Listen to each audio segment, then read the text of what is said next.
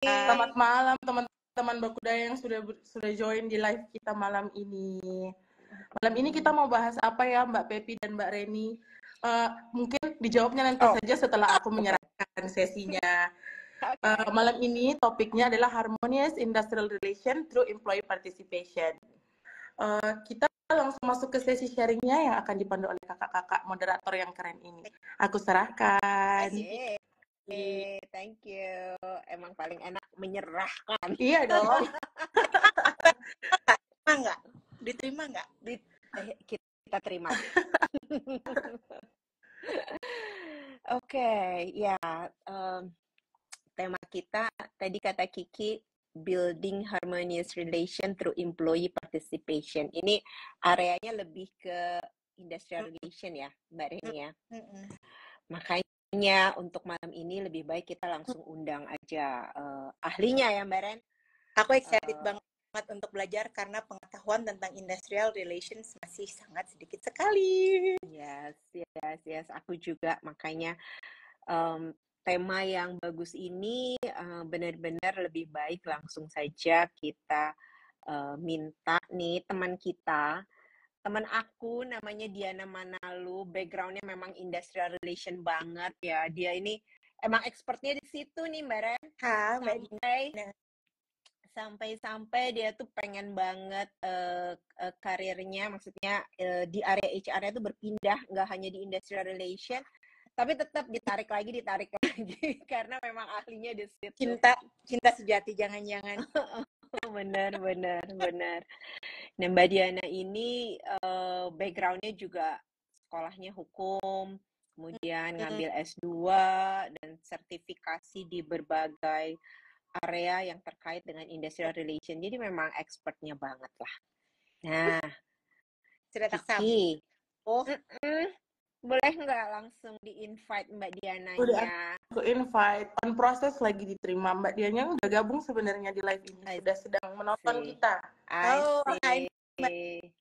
Ayo Mbak Diana. Silahkan di-accept. Ya, kalau ngomongin industrial relation memang kayak ini tuh menjadi sebuah area yang nggak terlalu mudah bisa diterima oleh banyak orang. Area yang kemudian justru mau dihindari juga nih sama orang-orang gitu. Jadi maksudnya dari sama siapa Mbak, HR kah atau employee or? Jadi kalau HR pun misalnya aku prefer nggak di industrial relation gitu. Kenapa? Karena kayaknya kalau di situ tuh kan kayak akan berhadapan dengan konflik gitu ya. Sementara aku sendiri, kalau aku nih secara pribadi aku paling nggak nyaman kalau ada konflik gitu. Jadi kan rasanya berat banget kalau berhadapan dengan kondisi-kondisi yang terkait dengan industrial relation gitu. Jadi memang nggak banyak nih orang-orang kayak Mbak Diana nih, makanya kalau Mbak Diana ini udah malang melintang kemana-mana, balik lagi, ditarik lagi ke industrial relation, termasuk kita hari ini mengundangnya pun untuk membahas hal-hal yang terkait dengan industrial relation gitu. Oh iya. Dan kalau Mbak Pepi tadi sampaikan apa yang membuat orang menghindari industrial relations itu kan karena asosiasinya dengan konflik gitu ya. Benar. Asumsinya berarti antara perusahaan dengan karyawannya gitu kan. Maka tema hari ini sangat intriguing karena ini kontradiktif banget, building harmonious relation through employee participation. Benar. Relasi antara manajemen dengan karyawan atau dengan serikat pekerja, relasi yang harmonis nih. Gitu. Ini bener banget kata Mbak Reni, menarik banget temanya. Itu dengan apa yang biasanya diasosiasikan kan, konflik. Benar, betul sekali gitu. Jadi ini kita melihat dari point of view yang berbeda, yang menjaga relasi yang harmonis. Gitu. Antara manajemen dengan karyawan. Karyawan dalam hal ini diwakili dengan serikat pekerja. Jadi memang nggak sabar lagi nih pengen denger sebenarnya dari Mbak Diana. Cuman belum bisa connect ya. Iya. Oh, oke. Mari kita tunggu dulu. Gimana?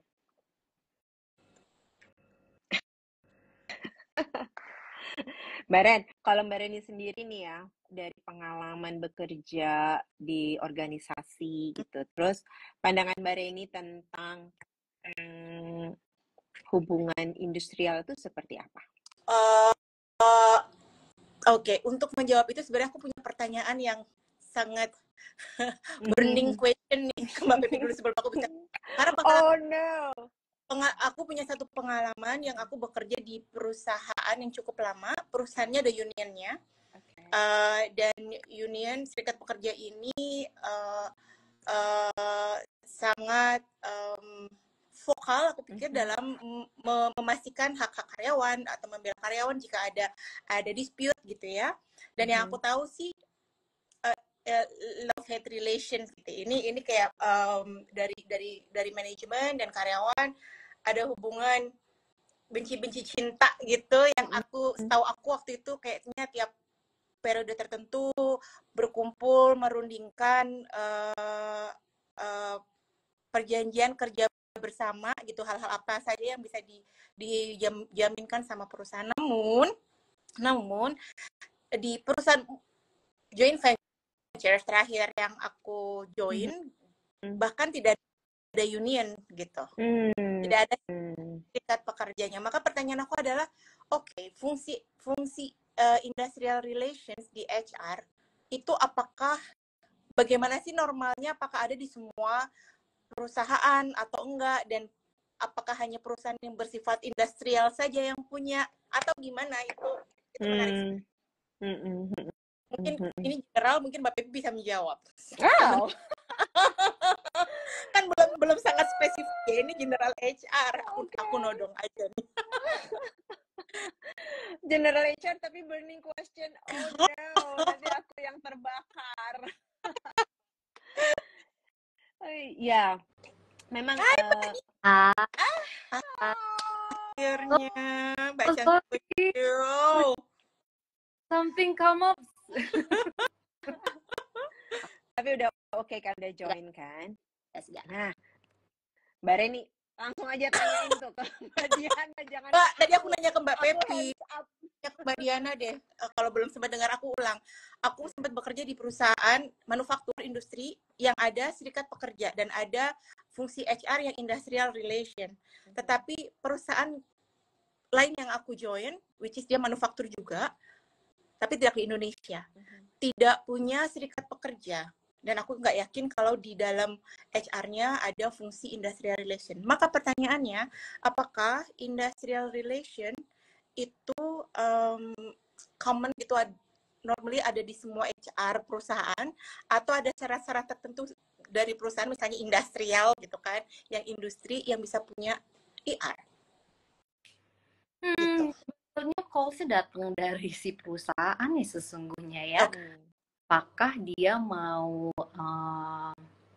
apa ya, kadang-kadang kan namanya serikat pekerja gitu kayak konotasinya udah negatif aja gitu ya. Padahal somehow ada juga kondisi di mana perusahaan bisa loh get along so well gitu. Kayaknya in terms of communication-nya bagus gitu ya. Terus ada apa namanya channel-channel komunikasi yang disiapkan oleh perusahaan juga. Jadi ya itu tadi call-nya datang dari perusahaan sih sebenarnya. Ada juga yang langsung kayak jangan deh bikin industrial relation, nanti terbentuklah serikat pekerja, nanti jadi rame gitu. Kalau di luar sih aku nggak, malah menurut aku kalau di luar negeri malah lebih difasilitasi ya serikat pekerja. Betul ada perusahaan kayak aku nggak tahu negara ini apakah ada rules tertentu atau tidak, tapi ada perusahaan garment gitu yang justru serikat pekerjanya sangat kuat, atau even kasino gitu serikat pekerjanya sangat kuat gitu. Mbak, ceritain dulu dong, industrial relation itu apa? Industrial relation. sebenarnya industrial relation tuh jadi gini loh, karena namanya hubungan industrial tuh ada 3 pihak sebenarnya di dalamnya. Ada karyawan, perusahaan, sama ada government. Nah, dia ngejagain tuh bahwa si karyawan mendapatkan hak-haknya dia setelah menjalankan kewajibannya secara proper gitu. Makanya government di tengah-tengah gitu. Karena kan biasanya kan kalau kita lihat dari apa namanya positioning, pasti perusahaan lebih lebih punya bargaining position lebih tinggi dibanding karyawan kan. Makanya jelas si government untuk menjembatani jangan sampai ada perlakuan yang tidak fair terhadap karyawan gitu. Jadi kalau fungsinya apa? Ya fungsinya ya kita menjaga compliance sudah pasti kalau industrial relations. Terus kita memastikan bahwa kesepakatan antara karyawan dengan perusahaan baik itu, kalau kesepakatan nggak cuma melulu PKB ya sebenarnya, ada janjian kerja sebenarnya yang suka dilupain. Iya, ingatnya PKB aja. Pasti kerja dulu, itu kan kesepakatan antara perusahaan dengan karyawan. Ada nggak yang di-violate gitu. Terus konsekuensinya biasanya ada juga ditaruh di dalam perjanjian kerja. Nah, kalau dalam konteks perusahaan yang nggak punya serikat pekerja, ada PP namanya. Nah, namanya PP, kepanjangannya peraturan perusahaan. Nah, perusahaan ini biasanya memang wajib bagi perusahaan yang punya karyawan at least 10. Jadi kalau Bakudaya udah punya karyawan 10, tolong dipastikan ya kakak-kakak. Kita sudah punya konsultannya nih. Udah punya konsultannya, bener. Jadi thank you. Aku mau ini nih follow up itu. Apakah artinya kemudian si fungsi industrial relation ini bisa dibilang sebagai kepanjangan tangannya government di dalam perusahaan? Karena tadi kan memastikan bahwa hak-hak dan bisa juga demikian dianggapnya. Tapi dari sisi bisnis juga kan kita sebagai industrial relation juga nggak melulu mesti bukan bilang nggak comply ya, tapi kita gimana caranya mengharmonisasikan antara peraturan perundang-undangan yang ada dengan kebutuhan bisnis gitu. Jadi bukan mengelak, bukan menghindari, bukannya lari dari kenyataan bahwa ada regulasi itu, bukan. Tapi gimana sih caranya kita mensinkronize antara ketentuan dengan business needs itu. I see. Ngomongin mengharmonisasikan. Tadi sempat dibahas sama aku dan Mbak Pepi di awal. Sementara asosiasinya gitu kan banyak konflik antara perusahaan dan karyawan gitu. Nah, Mbak Diana sebutkan mengharmonisasi. Memang ngomongnya apa Mbak? Industrial Relation IR. Ya, di multinational company atau di BUMN. Oh gitu, kalau BUMN IR gitu. Multinational company IR. Oh, hubungan industri. Ya. Thank you. Aku nggak tahu ini loh. Oke, jadi sesungguhnya hubungan industri yang harmonis itu seperti apa, Mbak? Di mana ketika antara karyawan dan wakil karyawan itu punya hubungan yang baik ya, gitu. Jadi misalnya hubungan yang baik itu belum tentu nggak ada, bukan berarti bukan berarti nggak ada beda pendapat. Bisa jadi ada beda pendapat, tapi kita bisa menciptakan proses komunikasi yang positif dan produktif gitu ya antara dengan karyawan atau wakil karyawan, sehingga itu tadi kalau proses komunikasinya lancar udah pasti kita bisa membridging semua masalah-masalah itu dengan cara-cara yang baik ya. Jadi nggak perlu sampai mekanismenya sampai ke apa namanya PPHI gitu. PPHI itu maaf kan awam. Perselisihan hubungan industrial. Oke. Jadi bukannya mencari konflik, hubungan yang harmonis belum tentu nggak ada konflik, tapi bagaimana menyebatani, mencari.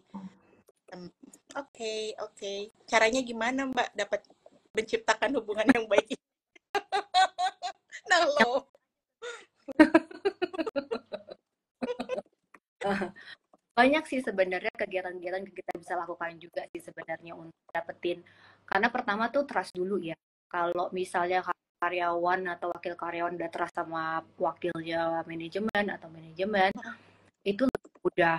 Tapi kalau trust-nya aja udah nggak ada, ya agak sulit. Nah, trust itu dibangun dengan berbagai macam cara sih. Misalnya, kalau relation sendiri itu sebenarnya mengenal adanya sarana-sarana hubungan industrial. Salah satunya LKSB Partit, di mana di situ ada perwakilan perusahaan, ada perwakilan dari karyawan, mereka saling melakukan komunikasi.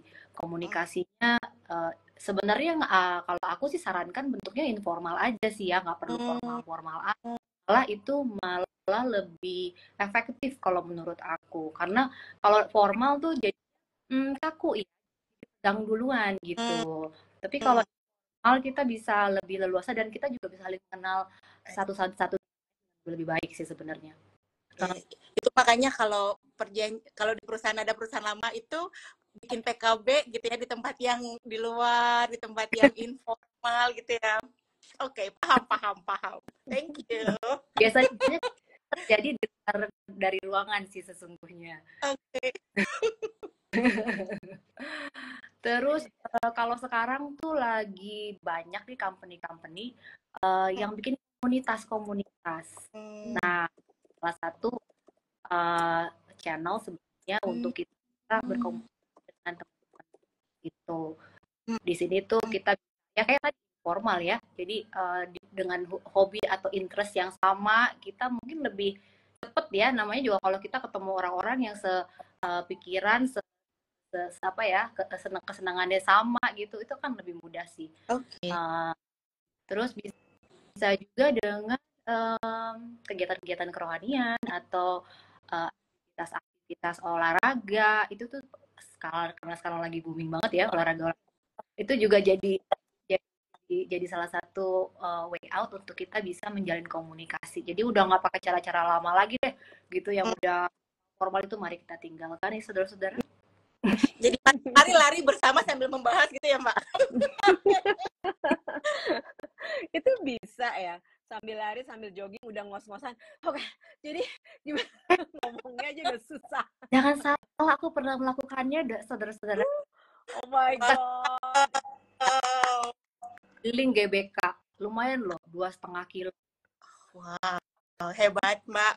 Buat napas aja udah susah itu ngomong, dan ngomongnya diskusi. Okay. Mbak Pepi, go ahead. Ya. Ini menarik banget kalau berbicara tentang hubungan industrial. Tadi juga aku cerita sebelum Mbak Diana join ini sama Mbak Reni, biasanya isu yang terkait dengan industrial relation tuh pengen dilewatin, pengen dihindarin gitu. Pokoknya yang enak-enak aja, jangan yang nggak enak gitu. Kan tadi konotasinya itu adalah negatif, sesuatu yang pengen kita avoid gitu. Padahal kan sebenarnya kalau kita bedah ini beautiful banget gitu di dalamnya. Dalamnya itu benar-benar relasi antar manusia gitu kan. Dan juga ada tujuan mulia sebenarnya di situ. Maka caranya pun ya itu aku setuju banget tuh dengan Mbak Diana. Ya do it dalam situasi yang informal gitu. Itu akan lebih banyak, lebih mudah ya untuk bisa mendapatkan kesepakatan.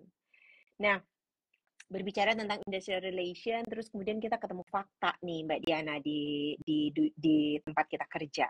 Adanya perbedaan status karyawan. Ada yang PKWT, perjanjian kerja waktu tertentu, ada yang PKWTT, perjanjian kerja waktu tak tertentu. Kemudian sekarang dengan UU CK, outsource begitu banyak sekali di dalam perusahaan ya, dan mereka mengerjakan pekerjaan yang dikerjakan oleh karyawan permanen bahkan. Nah, dengan perbedaan status ini, lalu industrial relation ini memandang perbedaan status itu seperti apa? Oke. Kalau status hubungan kerja itu kan kita nggak bisa hindari ya. Memang ada yang namanya karyawan PKWT, karyawan PKWTT. Yang perlu kita pastikan adalah persyaratan PKWT gitu ya, outsource itu kita mesti perhatikan dengan baik gitu, jangan sampai kita violate. Sebagai contoh misalnya PKWT itu sebenarnya buat apa sih? Kadang-kadang ada perusahaan nih yang mempekerjakan karyawan PKWT dulu buat nyoba katanya. Padahal sebenarnya jenis pekerjaannya sifatnya adalah tetap, bukan sementara. Nah, kalau kita lihat ke ketentuan perundang-undangan kita kan sebenarnya karakteristik pekerjaan yang boleh di PKWT-in kan sebenarnya sifatnya sementara ya. Bisa selesainya pekerjaan, bisa juga karena ada jangka waktu tertentu. Nah, jadi kalau dari hubungan industrial, nah itu kita pasti memberikan advice kepada manajemen bahwa pada saat kita mau engage seseorang menjadi PKWT, kita mesti ensure itu dulu di awal. Nah, itu dari sisi industrial relation-nya. Nah, tadi ngebahas juga ada yang namanya outsource. Nah, outsource sebenarnya dia bukan status kekaryawanan ya, karena status karyawan cuma ada 2, PKWT dan PKWTT. Tapi dia adalah orang yang memang ditempatkan di perusahaan untuk membantu kita menyelesaikan tanggung jawab yang ada di company. Salah satu alasannya adalah kita mau biasanya motivasi.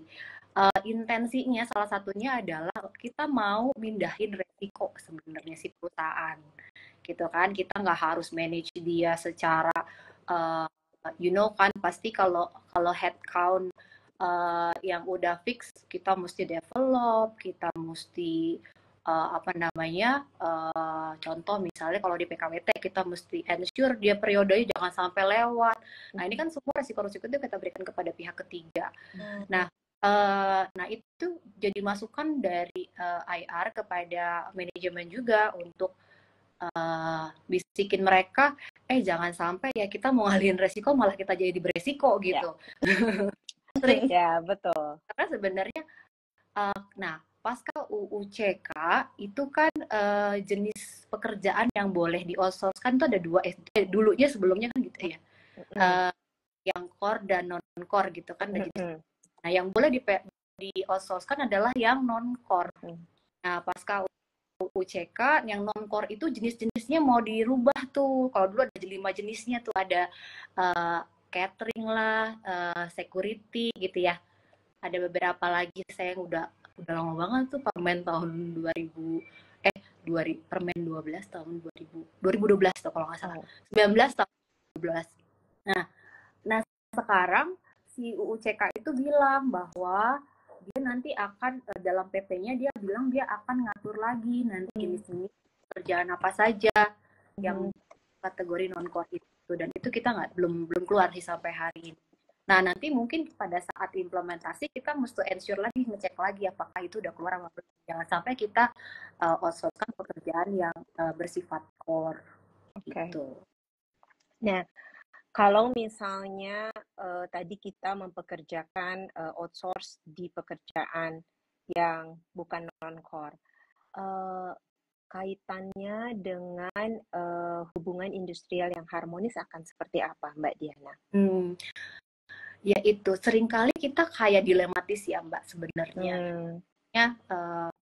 Tadi dalam konteks kita menjalin hubungan yang harmonis di lingkungan perusahaan kan kita akan melibatkan mereka juga kan sebenarnya. Mereka part of us juga. Mereka melakukan dan tugas tanggung jawab di area kita, dan walaupun secara status mungkin bukan bagian dari kita ya, dia hanya pegawai yang ditempatkan tadi seperti yang aku sebutkan sebelumnya.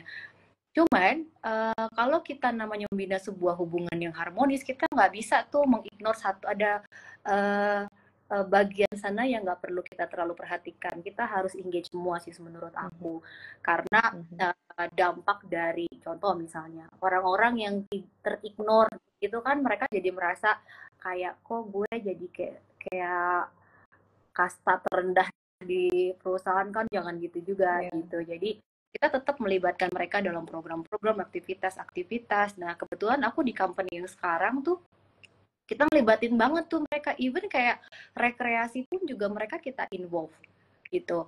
Kita mau loh patungan gitu untuk mereka juga ikutan. Mereka secara status emang bukan our own employee gitu, tapi secara emosional kita kan bonding ya dengan mereka. Kerja udah bertahun-tahun bareng sama kita gitu, walaupun mereka memang tidak, mereka menyadari keberadaan mereka, tapi ya udah, namanya kita memanusiakan manusia ya, mereka juga juga mereka selalu hand in hand sama kita, support kita juga, ya why not mereka menjadi bagian dari semua aktivitas yang ada di company kita gitu. Yeah. Oh, beautiful, love. Nah, aku juga dengar nih Mbak Diana dari teman-teman yang kemudian, oke, selamat datang kembali Mbak Reni. Cilacap panas, Bu. Cilacap panas banget ya. Nggak, Mbak Diana lagi di mana Mbak Diana? Di Batu. Ampun. Tapi panas ya. Malang. Oke. Lanjut. Terus iya. Nah, terus teman-teman aku ini yang bekerja, dia karyawan permanen, terus dia bekerja bareng bersama teman-teman outsource. Memang kemudian sekarang ini teman-teman outsource pun mengerjakan pekerjaan yang sama dengan pekerjaan teman-teman karyawan permanen. Lalu atasannya tuh jadi bingung gitu, gimana nih ya memastikan kinerjanya teman-teman outsource ini sesuai dengan ekspektasi dia sebagai atasan. Karena dia bilang, toh si karyawan outsource ini, teman-teman outsource ini bukan karyawannya perusahaan, jadi mereka juga kayaknya mau giving the best yang bisa mereka lakukan, toh aku nggak belong ke sini banget gitu. Nah, kalau menurut Mbak Diana gimana nih untuk mengatasi situasi tersebut gitu? Memang mau nggak mau kalau ada dua jenis kategori karyawan yang melakukan pekerjaan yang sama, udah pasti nggak bisa hindari, namanya dia punya rasa iri, ingin juga diakui, punya ekspektasi gitu kan ya. Makanya kalau aku sih selalu sarankan, kalau misalnya memang pekerjaannya sama banget, coba dong dari yang PKWT-nya dibikin jadi levelnya dinaikin dikit jadi koordinatornya kah gitu. Jadi yang membedakan walaupun mungkin nggak signifikan, misalnya contoh fungsinya masing-masing adalah admin gitu-gitu misalnya ya. Tapi satu yang PKWT ini, PKWT yang status hubungan kerjanya adalah dengan kita jadiin deh admin supervisor, tambahan pekerjaannya adalah dia harus mengumpulkan report misalnya. Dia yang akan setiap bulannya akan memberikan presentasi laporan pekerjaan dari semua admin ini. Nah, bisa aja sebenarnya kita buat sebuah adjustment yang nggak signifikan, tapi si teman-teman outsource melihat bahwa oh ada kok partnya yang dia kerjakan yang nggak gue kerjakan gitu. Iya. Nah, kemudian untuk memastikan si teman-teman outsource ini melakukan bisa deliver result as expected, itu gimana caranya? Sebenarnya kan kalau gini, outsourcing itu kan sebenarnya kita harus lihat lagi. Jadi ada yang ahli daya, di mana biasanya itu personal ya, yang kita ada juga yang sifatnya borongan. Nah, it depends jenisnya, bentuknya gimana. Kalau borongan kita udah punya KPI sama-sama biasanya dengan si vendornya. Aku mau outputnya sekian, fulfill dalam waktu sekian, nah itu kan ada ya. Gitu. Kalau konteksnya yang tadi ahli daya, yaitu labor supply gitu ya sifatnya, ya kalau di tempat aku yang sekarang sih kita bikin KPI-nya juga sih sebenarnya. Dan kita lakukan monitoring juga, dan cycle performance-nya juga sama kayak karyawan karyawan yang status hubungannya dengan perusahaan. Oke. Thank you. Mbak Rini, ada lagi yang mau ditambahkan? Mau ditanyakan? Enggak sih. Berarti tadi intinya kan walaupun dia outsource, tapi kalau media review, year-end review akan sama-sama prosesnya berbarengan dengan karyawan tetap ya. Oke, thank you. Oke, baik. Aduh, udah. Kiki gimana dari sisi waktu? Masih oke atau enggak? Masih oke kok Mbak. Jika masih ingin dilanjutkan silahkan. Mbak Diana dong. Iya. Masih oke kan Mbak? 1-2 pertanyaan lagi. Masih oke Mbak Diana? Masih oke ya? Oke. kalau gitu kan tadi nih kita lihat ada PKWT, PKWTT, ada karyawan outsource. Nah, kemudian juga kondisi yang memang kemudian dihadapi oleh perusahaan adalah di mana kalau ada karyawan yang udah sangat senior dan expert di bidangnya, kemudian mereka memasuki masa pensiun nih. Tapi kemudian oleh perusahaan, udah diperpanjang karena belum ada yang bisa gantiin, karena dia paling jagoan deh di area itu. Nah, kalau dari sisi industrial relation, gimana melihat hal itu, Mbak Diana? Kita jodorin dulu gimana tuh atasan. Kita mempersiapkan. Aduh, ngeri ya dijedor.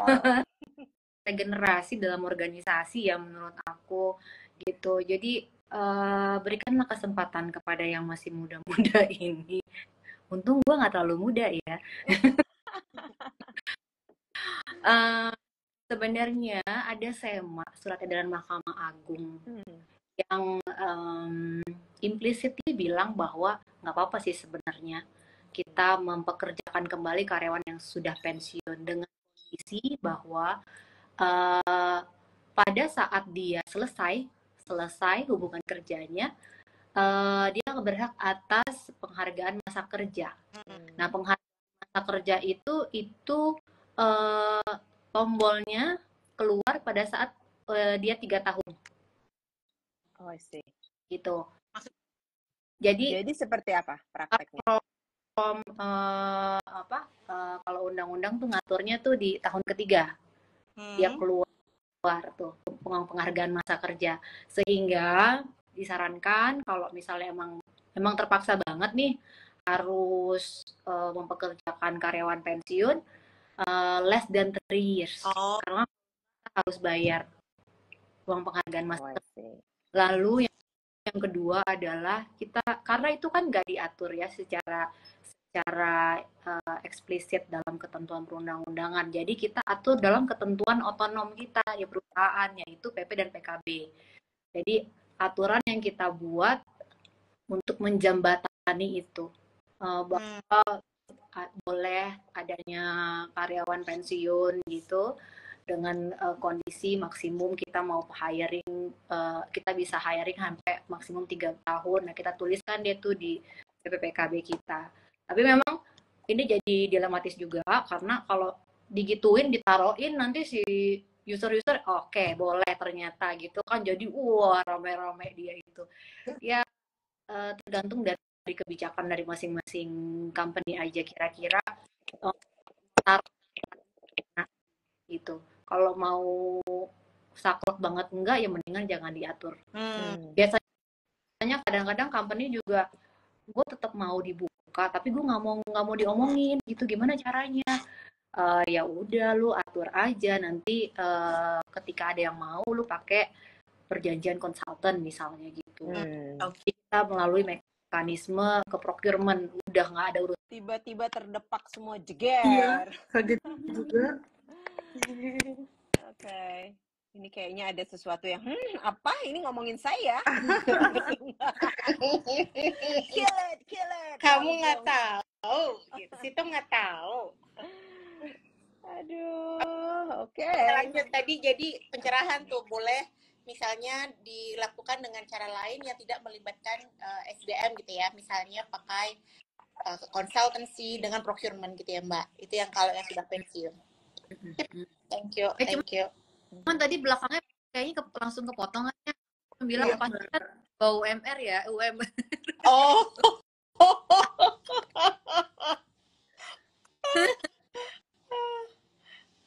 Nah, kalau halo Heri Langitan, selamat bergabung. Kalau Hai Heri. Terkait dengan hal itu Mbak Diana, kalau dari sisi sudut pandang industrial yang harmonis, itu akan menjadi seperti apa? Itu sih gini. Biasanya kalau yang pensiunan itu dia biasanya nih ya, yang paling sering modelnya dia tuh kerja cuma berapa hari sekali. Jadi nggak full time ya? Full time gitu. Memang orang jam tertentu atau biasanya kalau ada project, bukan project, dibutuhkan di occasion-occasion tertentu. Jadi kalau dari company sih pasti akan dalam semua kegiatan pasti akan melibatkan semua orang yang terlisted ya gitu. Cuman karena dia sekarang bukan part of apa namanya, bukan part of sih, dia bagian dari perusahaan. Cuman karena kehadirannya mungkin nggak terlalu sering, jadi ya bisa jadi dia juga emang nggak terinform well gitu ya. Oh ya, ya, karena dia jarang ke kantor gitu ya. Oke, jadi level engagement-nya pasti berbeda gitu. Mungkin kemungkinan besar akan berbeda gitu ya. Betul. Nah, satu lagi terkait lagi dengan karyawan secondment nih, Mbak Diana. Apalagi sekarang banyak banget kan perusahaan-perusahaan itu merger, kemudian ada holding gitu ya. Terus mulai ada penempatan dari satu perusahaan ke perusahaan lain karyawannya, tapi bukan resign artinya, tapi lebih kepada penugasan kayak gitu. Jadi mungkin kita bisa sebut sebagai secondment. Nah, bagaimana nih dengan dalam konteks ini kaitannya dengan industrial relation yang harmonis secara khusus? Ini kita pernah mengalami situasi ini juga kan sebenarnya Mbak Pep ya. Kita Mbak situ. Ya, sorry. Tentang ini juga. Jadi kalau posisinya karyawan secondment ini kan kayak ibaratnya kayak anak yang terlunta-lunta gitu ya seringkali ya. Mama aslinya udah nggak peduli lagi gitu. Terus orang tua barunya yang kayak nggak peduli juga gitu kan. Jadi kayak nah ini yang sebenarnya kita mesti apa ya, concern about sih sebenarnya, karena keberadaan dia kayak di kiri dan kanan kok nggak hangat ya gitu ya, dan gitu. Potensial banget buat mereka tuh merasakan ketidakpuasan sebenarnya buat besar, karena ya yang keberadaan mereka itu seringkali di home-nya dia merasa bahwa lo kan udah nggak di sini lagi. Apa sih hostnya? Ya lo kan bukan anak gua, lo kan anaknya si host. Terus kemana aku anak hilang.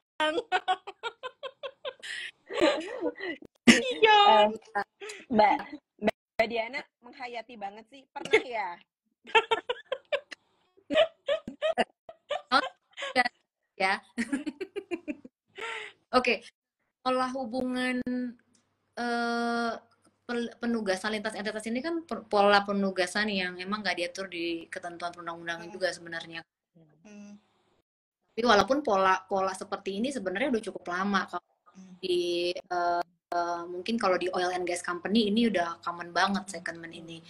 Tuh, kalau sekarang tuh mungkin lagi boomingnya di BUMN ya, karena penugasannya bukan cuma lintas entitas dalam satu grup, tapi lintas BUMN gitu.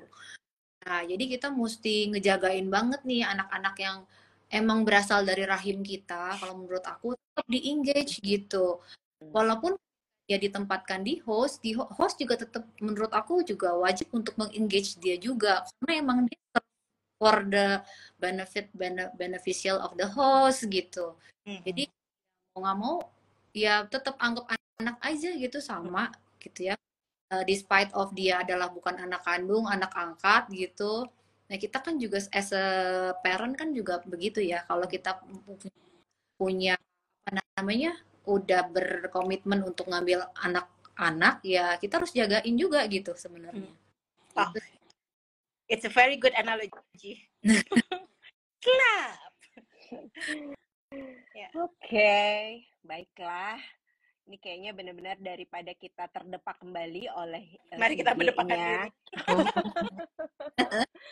tapi mungkin Mbak Diana boleh nggak kalau dari pembicaraan kita ini kalau di wrap up menjadi 3 key takes away, kira-kira apa nih Mbak Diana? Apa ya? Kalau aku mungkin bisa pertama tuh kalau kita bicara hubungan industrial, jangan takut duluan sih. Karena komunikasi itu mau di hubungan industrial kayak, mau di HRBP kayak, mau jadi talent acquisition kayak, itu adalah skill yang kita harus miliki sebenarnya. Apalagi kalau kita di dunia besar ya. Karena kita berhubungan dengan people. Kalau kita mau mengasah kemampuan komunikasi kita, ya kita juga yang akan suffer gitu. Itu satu hal yang mungkin perlu diingat dan nggak perlu takut juga. Sama-sama makan ya. Jadi it's gonna be okay. Well, mungkin ini adalah pesan dari seseorang yang sudah hampir berapa tahun, Mbak Pepi?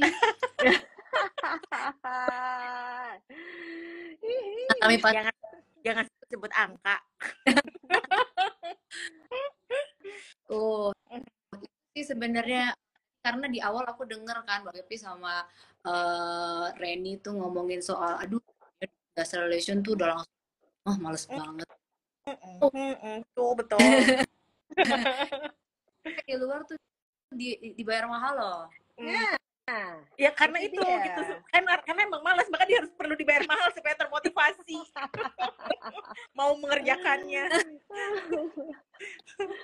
Oke, jadi satu, kalau ngomongin industrial relation jangan takut duluan ya teman Bakuda yang mendengarkan live IG ini. Yang kedua apa? Yang kedua komunikasi. Oke. Itu adalah cuman satu-satunya menurut aku kunci keberhasilan harmonious relationship dalam hubungan industrial itu adalah komunikasi. Agree. Oke. Baik ya, komunikasi adalah kunci. Komunikasi adalah kunci. Kunci banget ya. Oke, yang terakhir nih Mbak Diana, yang ketiga, key takeaways apa lagi? Please answer the compliance, karena menurut aku compliance itu kenapa ada? Karena itu untuk memastikan kita treat secara karena kalau if you treated fairly, ya you have to do the same with us. Oke, cool. 3 key takeaway nih, teman Bakuda yang mendengarkan IG Live. 1, kalau berbicara industrial relation jangan takut. 2, komunikasi adalah kunci. Dan ketiga adalah hubungan. Yes. Alright, sip kalau begitu. Thank you so much Mbak Diana. Terima kasih ya. Sharing knowledge-nya, sukses terus dimanapun berada. Oke, aku kembalikan kepada Kiki. Mbak. Terima kasih kakak-kakak. Terima kasih teman-teman Bakuda yang sudah join malam ini. Semoga obrolan tadi yang sempat terputus sebentar membawa manfaat buat kita semua. Ya Rabbal Alamin. Sampai jumpa di IG Live berikutnya. Kapan? Follow aja IG dan semua sosial media Bakudaya untuk dapat informasinya. Baiklah, waktunya kita say goodbye untuk semua orang yang ada di sini. Terima kasih. Kiki foto, healthy and productive. Kiki ada di foto dong. Ada Yopi. Oke, kita di foto baik. Kita foto dulu ya. Yang paling manis semua. Oke, sudah. Thank you Yopi. Thank you Mbak Diana. Thank you so much. Dan aku akhiri. Yes, bye-bye.